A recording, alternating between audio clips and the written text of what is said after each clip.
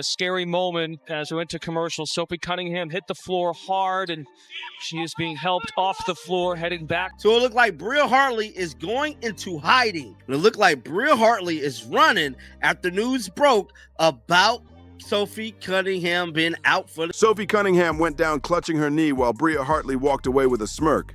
Moments later, Indiana confirmed the nightmare, an MCL tear.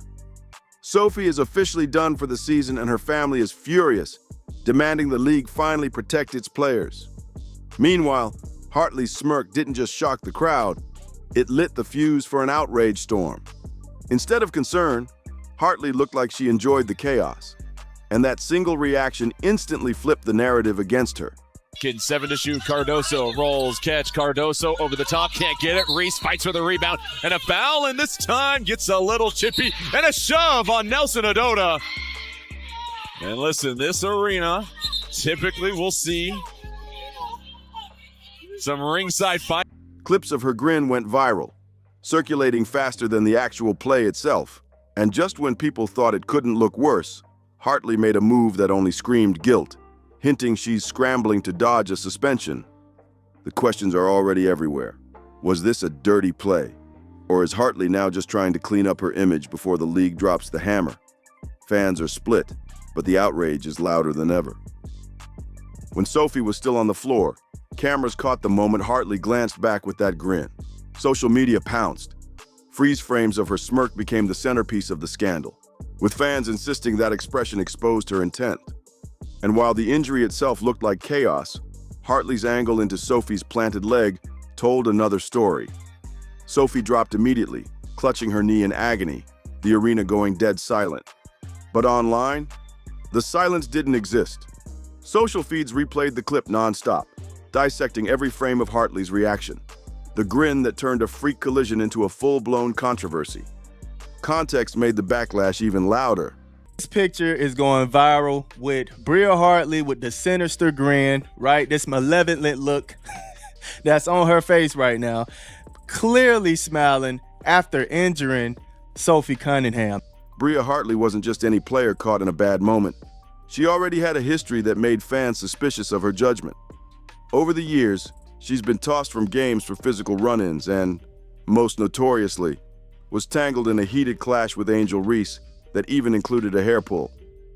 So when cameras caught Hartley smirking just seconds after Sophie Cunningham's injury, people didn't see an isolated slip-up. They saw a pattern. Every past altercation came flooding back, and fans connected the dots. Even without an official ruling on intent, the court of public opinion was ready to deliver its own verdict. But this time, it wasn't just drama. It was devastation. Sophie's 551 tear ended her season in an instant. What might have been brushed off as unfortunate basketball contact became the spark for a much bigger debate about player safety, accountability, and whether the league is failing its athletes. Hand is down. My goodness.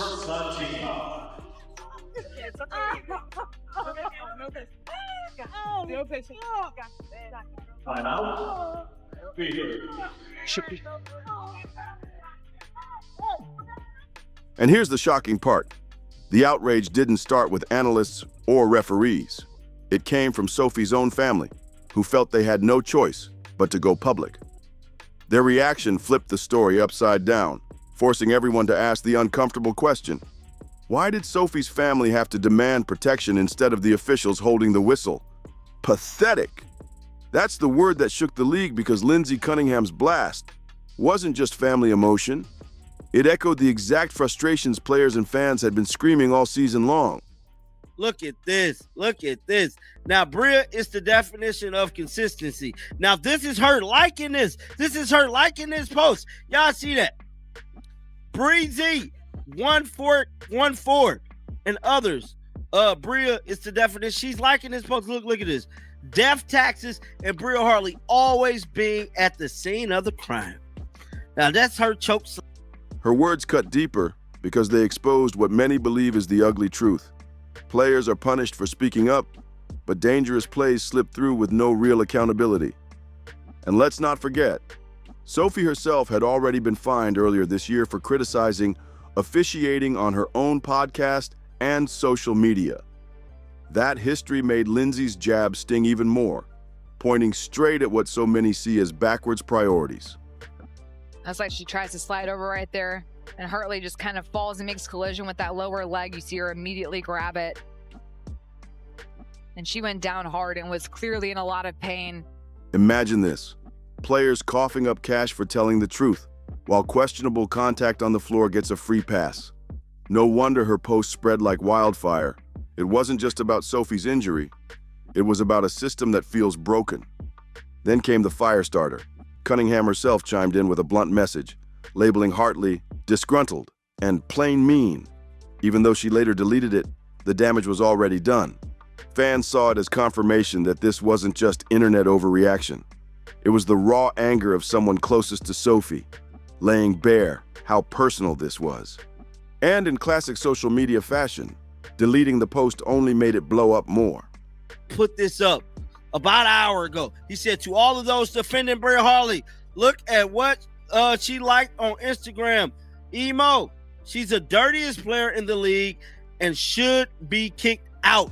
Most recently, Sophie Cunningham has been hurt with the knee tear and is out for the season. Screenshots flew across timelines, fueling an even hotter debate about intent, accountability, and whether pressure from a player's own family could finally force the league's hand. But the controversy didn't end with Hartley's smirk. Critics also torched the delayed response from officials that night. Let's be clear here. Sophie Cunningham was targeted. Let's be very, very clear here. But Sophie Cunningham was flat out targeted by a dirty. Why wasn't play stopped the second Sophie hit the ground? That silence became another data point in a season already filled with complaints about officiating standards, adding fuel to the growing belief that the league's words about player safety don't match its actions. The inconsistency from game to game became impossible to ignore. The Cunningham family's comments didn't come out of thin air. They captured exactly what players and coaches had been saying for months. Without reliable standards, athletes are left wide open to unnecessary risks, and Sophie's injury was proof of it. Indiana Fever fans wake up pissed off today. Pissed off. Not only are we getting assaulted, but they're smiling about it. This is the 6th time they've smiled, laughed, and cheered on our Indiana Fever players getting assaulted, getting injured. And it pisses me. Very quickly, attention shifted to the top of the league. Fans, media, and even family members demanded answers from Commissioner Kathy Engelbert, calling for tougher accountability and real protection protocols. When referees keep missing critical moments, it's not just a bad call, it's a leadership failure. No wonder media outlets jumped on the story, framing it as part of a bigger crisis about safety and trust inside the WNBA. Hartley deserves zero benefit of the doubt. And Sophie Cunningham's family not too happy. I believe this is Mama C. Hartley is a disgruntled player having trouble everywhere she goes. She's plain mean and plays out of control. Looked out of control to me. But while Sophie's family was venting their fury and the league office faced a firestorm of questions, the Fever still had a game to finish. And what unfolded on the court became a reminder of how fast a season can flip. Not just because of what was lost, but because of the fight that came next. Indiana's night didn't just limp along. It turned into something unforgettable. So proud of you. We're proud of you too. Proud of you. I'm so proud of you guys. I know that sometimes it sounds like just a word when we talk about being resilient, but it's not, man. It's how we live. Yeah. It's how y'all live, and it's a tribute to you. It's a tribute to your connectedness, your togetherness, your toughness, your mindset. You never give up gritty attitudes. Like, that's what it takes. That's what it takes. And with Sophie ruled out and Caitlin Clark already sidelined, the Fever looked completely overmatched on paper. Yet by the final buzzer, they had stunned everyone in the building with a comeback that nobody saw coming. At halftime, the idea of victory felt laughable. Indiana trailed by 21 points. Their offense stalled, their defense shredded, and broadcasters were already framing the game as survival, not victory. Fans braced for a blowout, convinced the night was cursed. But inside that Fever huddle, something shifted. and that spark lit the stage for one of the most dramatic turnarounds the league has seen all season. The Fever refused to fold. They closed ranks, tightened rotations, and fought with pure grit instead of panic. Kind of excuses to say that Bria Hartley is not a dirty player. Let me tell y'all something, man. Come on in here. Come on in here, man. Let me tell y'all something. If it quacks like a duck, walks like a duck, eats like a duck, it's a duck, man. Come on, man. She is the dirtiest player in the WNBA right now, winning the trophy. All right? Winning the trophy for it. Don't sit here and try to tell me Bria Hartley is not a dirty. And at the heart of it all, Kelsey Mitchell, who turned the game into her personal showcase. After halftime, she absolutely erupted, dropping 38 points, 34 of them in the second half, along with 6 dimes. Every jumper, every drive, every bucket chipped away at the lead and lit a fire under Indiana's comeback hopes. But Mitchell's performance was bigger than stats. It was a statement. With Sophie gone and Caitlin Clark unavailable, Mitchell became the unexpected leader, dragging her team back into the fight when it looked like all hope was gone. She wasn't alone, though. Odyssey Sims stepped in as the steady hand, controlling the tempo like a vet. She cut down turnovers, slowed things down when chaos threatened, and made sure each possession ended with a clean look. In the moments where frustration could have cracked Indiana apart, Sims kept them locked in. We will never be counted out because that is worth gold. That is worth gold. Kels, goddamn baby. Put us on your back. Oh, big time. Meanwhile, Aaliyah Boston went to work in the paint like a force of nature.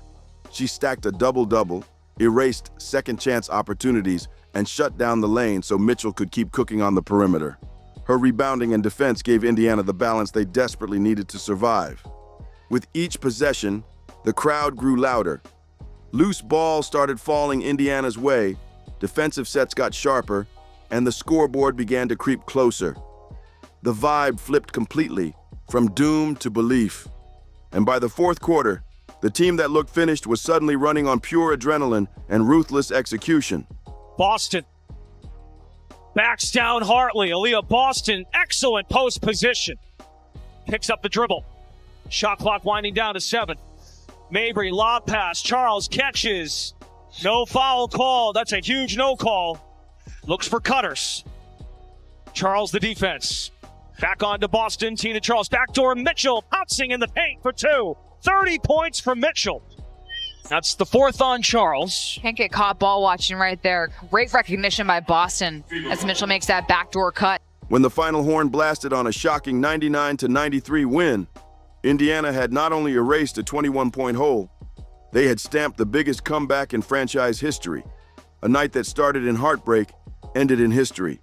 The victory told one story, but off the court, Bria Hartley became the center of a completely different storm.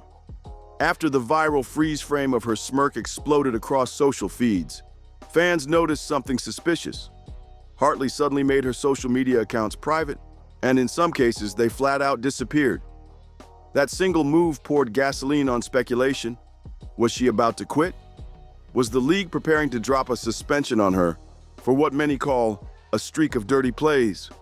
Rumors of an investigation swirled, and with Hartley vanishing from the spotlight, it looked like she was running from the fire. But Sophie Cunningham, she did the opposite. Injury or not, Sophie wasn't about to let this moment define her without speaking her truth. While Hartley went silent, Sophie went loud. Gaston Kelsey Mitchell has a new career high.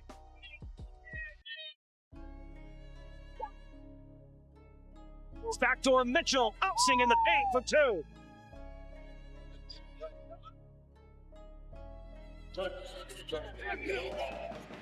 Kelsey Mitchell, the big is matched up. Mitchell squeezing through for 2 at the foul.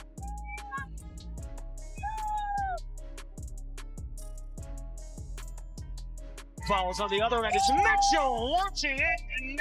Her response in the days after the injury showed a different kind of toughness, not just on the court, but in how she controlled the narrative. Most players in her position would have stayed quiet during recovery, letting family, teammates, or PR statements do the talking. Not Sophie. She stepped directly into the storm, putting her own voice front and center. That alone separated her from the pack, showing fans that even from the sidelines, she refused to be sidelined in spirit. And then came the knockout punch. Sophie's first post was short, sharp, and impossible to ignore. She dropped a bold message online. F around and find out. Blunt, unapologetic, and instantly viral. The words weren't random, and they weren't even aimed strictly at Hartley. They cut across the board, aimed at critics, doubters, and anyone questioning Indiana's resilience without her on the floor. And some of us didn't. Quote, F around and find out. F around and find out. Kiss. God bless this woman. Yeah, seriously. She's great. Her message was defiance wrapped in 6 words, proof that Sophie wasn't going anywhere and that her fight would echo even louder from the sidelines. As Sophie's voice grew louder, Hartley's silence became deafening. Every day she stayed off social media, speculation only got wilder. Was she hiding from the backlash? Or had the league already started moving behind closed doors? Fans noticed she'd been involved in multiple dust-ups before, and whispers of a suspension gained traction fast. The contrast couldn't have been clearer. Sophie, sidelined but speaking boldly, versus Hartley, active but vanishing from the conversation. Avery knifes off the screen. Charles is doubled. And Indiana looks like they're in a zone right now. Kick out and stolen by Mitchell. Explodes 2-on-1. Sims elevates for 2 and a foul. Bug with their point guards. This is where you have Odyssey Sims coming in. Kelsey Mitchell making a great heads-up play here, but Odyssey Sims has done a great job early on coming in. That imbalance made the outrage sharper because fans wanted answers from the one person who refused to give them. Meanwhile, media outlets seized on the league's lack of response. Analysts questioned why clear replay footage of a grin that set the internet ablaze wasn't being addressed head-on. Was leadership protecting Hartley, or just hoping the story would fade out on its own? The longer the silence stretched, the more it looked like a cover-up. But the reality is, this wasn't just about one play or one injury anymore. It had snowballed into a much bigger debate about transparency in the WNBA. When players and families speak louder than referees, when stars are fined for calling out officiating while others skate free. Well, you come at Sophie's sister, you come at Sophie. And Sophie saw this comment, and bless her heart, she answered it. She answered it. Some of us were raised by the words of, quote, don't bite off more than you can chew. It's no longer just basketball. It's credibility on the line. Fans split into camps, some echoing Sophie's defense of Hartley, insisting the play was just bad luck, while others doubled down on calling her reckless and demanding punishment. The clash of narratives kept the scandal alive, fueling constant arguments across comment sections and sports talk shows. And as Indiana celebrated a historic comeback win on the court, the league itself faced a different kind of challenge off it. Could they finally step up and deliver consistent accountability? Or would this go down as another moment where player safety was sacrificed to protect the brand? Shot clock down to 6 for the Fever. Turner, up fade. Turner kicks it. Hold three-pointer. Bottom! Indiana's just... By the time the dust settled, the Fever weren't just carrying the weight of a comeback win. They were carrying the shadow of a scandal that refused to die. Every conversation about Indiana's resilience came with the same question attached. What happens next with Bria Hartley? Fans couldn't ignore it. One side believed Sophie's words should close the case, pointing to her defense of Hartley as proof there was no intent to injure. But the other side wouldn't budge, arguing that a history of reckless plays can't be brushed off with one podcast quote. That divide only kept the controversy boiling, and every Fever game moving forward felt like it had an extra layer of tension. And while Indiana's locker room tried to shift focus back to basketball, the outside noise only grew louder. Commentators warned that the league's silence could backfire, because if the WNBA waited too long to act, any decision on Hartley would look like damage control, not leadership. Hartley has privated all her social media accounts. Now, this is coming off news breaking about Sophie Cunningham being out for the season. Now, we know there has been people kind of investigating this whole situation with Bria Hartley. And y'all know what I like to say is looking real spooky for Bria Hartley right now. Some even went as far as to call it a credibility test for Kathy Engelbert's office. Meanwhile, the Fever had to prepare for their next matchup, shorthanded and under a microscope. Without Sophie and with Caitlin Clark still out, the team had no choice but to lean even harder on Kelsey Mitchell's hot hand and Aaliyah Boston's inside dominance. What should have been a normal regular season game suddenly felt like a referendum on the franchise's toughness. Every possession, every foul, every whistle was magnified. I know Bria, and I'm actually really good friends with Bria, and I had been waiting to get on the pod and so we could talk about this because I did want to tweet it out, but I don't think that there was no ill intent. I think it was basketball play. I was just in the wrong spot at the wrong time. She fell. Like, there's no way that she would go in there and intentionally try to hurt me. And so I have nothing but love for Bria. Because now fans weren't just watching for wins and losses. They were watching to see if Indiana would be protected on the court or left vulnerable once again. The Fever's season was no longer just about basketball. It had become a collision of resilience, reputation, and a league struggling to keep control of its own narrative. What could have gone down as nothing more than a brutal night for Indiana turned into a rallying cry. Sophie Cunningham didn't just suffer a setback, she flipped it into leadership. Fierce on social media, measured on her podcast, she kept her voice front and center while pushing the pressure right back onto the league. Her response became bigger than her injury. It was about respect, accountability, and refusing to be silenced. And I even told my mom because she tweeted something. I was like, no, Mom, I get it. But I promise you that I was like, Bria and I are super cool. And she would never try to hurt me because there are some girls that I think might, but she wouldn't do that. And so I have nothing but love. And so I hope people stop giving Bria some heat because I don't think she meant to do that. As her words spread, they reframed the entire narrative. Indiana wasn't folding. Their fight was just beginning. Sophie confirmed the devastating truth, an MCL tear that ends her season. But while she was sidelined, the clip of Hartley's smirk spread like wildfire, and Hartley's sudden decision to lock her social media only made the scandal grow louder. On the floor, though, Indiana wrote their own proof of resilience. Kelsey Mitchell dropped 38 points and led a 21-point comeback, the largest in franchise history. It was the kind of night that showed the Fever aren't just surviving without Sophie and Caitlin Clark. They're ready to shock anyone who dares to count them out. Now it's your turn. What do you think? Did the officials fail to protect players? That's hilarious. That this hater out there, and there's a lot of them right now. I said yesterday they're mad because Sophie's being called a superstar and this and that and the other. Yeah, Sophie's got more pull than your A'ja Wilson. I mean, Asia's on this monumental run. I literally wouldn't have known that if I hadn't stumbled across somebody that said, well, the WNBA is making A'ja Wilson's late season MVP push.